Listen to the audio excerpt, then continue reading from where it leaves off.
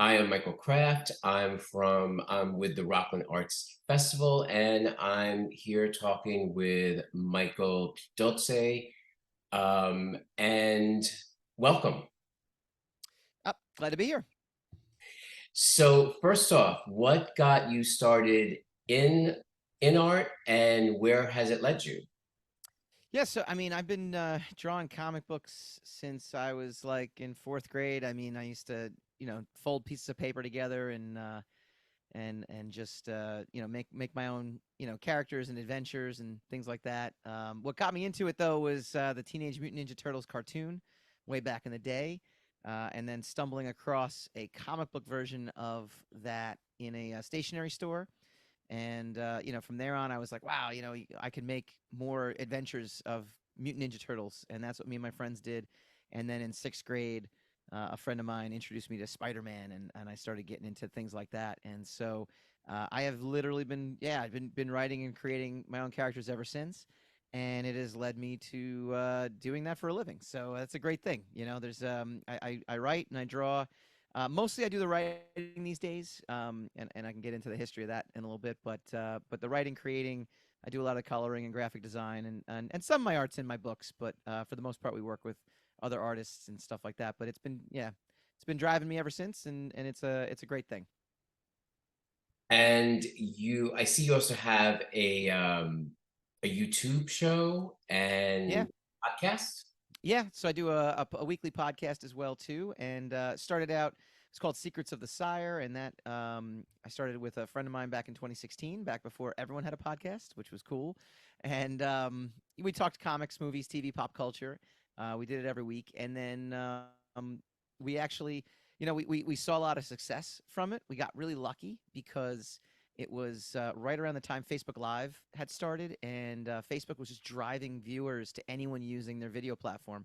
And so we would get upwards of like 20,000, hits a week on the show, and ultimately ended up selling. Ended up getting bought by a digital startup company out in LA called Rogue Matter, and we converted it to the Rogue Wave podcast. We were doing it for them, and I got brought on, and I'm now, the creative director for that company as well too. So we're making our big debut in LA Comic Con in a couple months.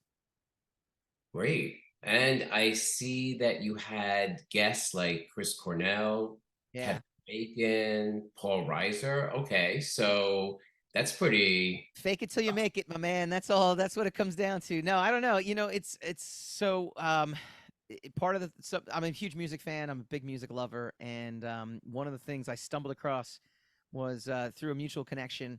Was a company called AM New York. They used to put out. I don't know if they still do or not, but they used to put out those free newspapers in the subways in New York City, Mhm. and they were a Newsday company. And the editor was like, put out something. Hey, we're looking for a part-time, writer, and I was looking to pick up some extra work. And I was like, hey, I know so and so, and I worked at a company called Wizard Magazine. Wizard was like the comic book magazine. And the editor was a big fan. He's like, well, you worked for Wizard, and you know so and so, so yeah, you're hired. It's great. And I was the resident '90s guy, and news like the circulation on those AM New York newspapers was like 500,000, because they would just give them out for free. So they'd print up like 500,000 copies a day and hand them out. And so they were attached to all these publicists. And so I would get emails from the publicists for, hey, interview this person, this person, this person. And all I had to do was get an approval. So that was one of the easiest tasks to do is, hey, Chris Cornell has a solo album out. Do you want to interview him? And of course I do. Billy Corgan has a solo record coming out. He's looking for interviews, and the fact that I was with AM New York was great. Now, again, that this was back in like 2014, 2015, and again, no one had podcasts, and so I asked my editor. I was like, "Hey, what's the deal with the audio?" And they're like, "We don't care about the audio. You can do whatever you want with it." And they're like, "As long as you don't do anything with it, the month of the release of the interview online, you it's yours to do what you want with it." And so when it was time to do my podcast, I already had like a library of just great music interviews. And then that spawned relationship with publicists, and then that ended up spilling out into getting even more guests. So it just again it worked out really well, and I just happened to be very fortunate to do these things at the time when again before everyone had a podcast and kind of knew what it was. So I came in with guns a blazing, all loaded up. Awesome, awesome. So, Plan 59 from outer space. Yeah, So, of course, I've got to ask about that. sure. Obviously, influenced by Plan 9 from outer space. For anyone that does not know Plan 9 Yeah, from outer space, you need to go out and watch it. It's yeah. it's Halloween season, so you must see it. And it's known as one of the worst movies ever made, but it's a That's lot. right. So, what can you tell us about that? Well, we actually say it's the worst sequel to one of the worst movies of all time, or an awful sequel to an awful movie. We like to call it, but no. So I told you I write and draw comics for a living. I do it for Rogue Matter out in L.A., but I also been doing it. My studio is called Sire Studios, and that's the studio I kind of do all my production work out of. And I'm partners with a friend of mine from college, and we started a publishing company called Dren Productions. And one of our books is Plan 59 from Outer Space. We were big fans of the movie, and it's public domain, so we're like, well, let's do a sequel to it. And we actually tried to attempt one in 2015 through Kickstarter, but it didn't work out. And then after a couple of years of just figuring out what Kickstarter really was and how to work it and get going, we built up that along with a host of other titles. And was able to do Plan 59 from Outer Space. It's in comic book stores everywhere. You can buy it right now. The trade just came out, a month or two ago, and we have Plan 79 in the works. We also have books like The Sire, which is the other one to my left. It's about a superhero forced by his own costume to fight evil. So it's kind of like having a spider sense, but instead of warning him danger, actually puts him in danger. And so yeah, we do everything. We have horror, sci-fi, fantasy, superhero, and we do it all through our own company. And thanks to Kickstarter, we're actually, unlike many artists, not starving artists, which is great. We're actually able to make money off it. So, and money equals getting to do these things, and continue doing these things. Oh yeah, it's great not being a starving artist. I mean, Yeah, you for can, sure. that's you. Hey, you know what? If you can make money off of what you love, that's the most important thing. It's funny. I took this workshop a long time ago because I also run a web design business, and the woman who ran it said, a lot of people are if then people, and I definitely fell into this category. Well, if my art takes off, then I'll be able to do it full time, and instead, just kind of come into terms with being an entrepreneur and being a business person. It's not the enemy of being an artist. I mean, artists everywhere are saying, "Well, I don't want to sell out, and I don't want to do this just for the money."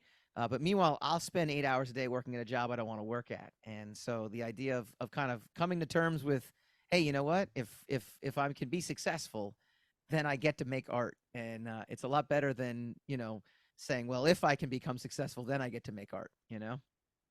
Right, right, exactly. And most of us do the latter. Right? No, it's true. And it took look, telling you, it took a long time for me. My 19-year-old self was ashamed of me, but it worked out because now my 19-year-old self is getting to do all the stuff he wanted to do. Right? Yeah, exactly. I mean, you can't ask for more. Right. Can't ask for more. So Sire is your company, is your studio. Yeah, Sire Studios, yeah, and Sire's the flagship character. The studio. So we're in Nyack. I have an office in Nyack, and just it's basically just a creative studio for different comic books and ideas and things like that. And Dren Productions is the publishing, the publishing arm of things, and that's what you'll see in stores. Cool. So, any advice to give to up and coming artists, considering that you're making money doing what Yeah. what you love? What's your advice to people? It's funny because, all right, well, I mean, the basic advice is, if you're an artist, keep drawing. Draw from life. Don't just draw from like comics and things like that, because you're not gonna get, you're not gonna fulfill your artistic vision just kind of copying other things. But it's great to draw from life and draw from reference. So that's from a technical end of things. But from an aspirational point of view, it's very fascinating right now because we have social media, and I didn't have social media when I was first coming up. You had clear paths. You had to go to a publisher with an idea. They had to accept it. Then you had to help market it, and then you kind of, you know, you kind of hope for the best, and hope that that they'll want you to do more. And these days, you don't really have those barriers. But on the flip side, you also have so much more competition now, where it can be very difficult to stand out. So I would sit there and tell you, if you're a young artist right now, don't be afraid to get on social media, even though I don't like it. I really dislike social media a lot. I really do. But I think it just depends on what you share and how you come across. And the way I try to keep my social media is very professional and very like, this is what I do. And, I mean, people can definitely ask me questions and I'm an open book, but I'm not sharing like every little detail of my life. But what I am sharing is my art. And I think that's what people can be doing. Kids can be doing that right now. You can really start building a following. I've seen some young artists working on books I'm not quite aware of, but at the same time, you can see that they're actually making money as well too, because they've built up a following. People have followed them along their career now. And if you make yourself the brand, I think that could work for any young artist. So get your stuff out there and continue producing work, because then people will recognize that you are a working artist, and that's the best. That's the best kind of perception you can create for someone. It's good advice. Very good advice. I try. So, Michael, thank you for joining us. And your website is Yeah, so I have SireStudiosInc.com, so you can check out all the stuff that I do on there, and that's my home. You can also check out DrenProductions.com for all the different books we have for sale. great. Thank you so much for sharing some of your insight. Anytime. Okay, thank you.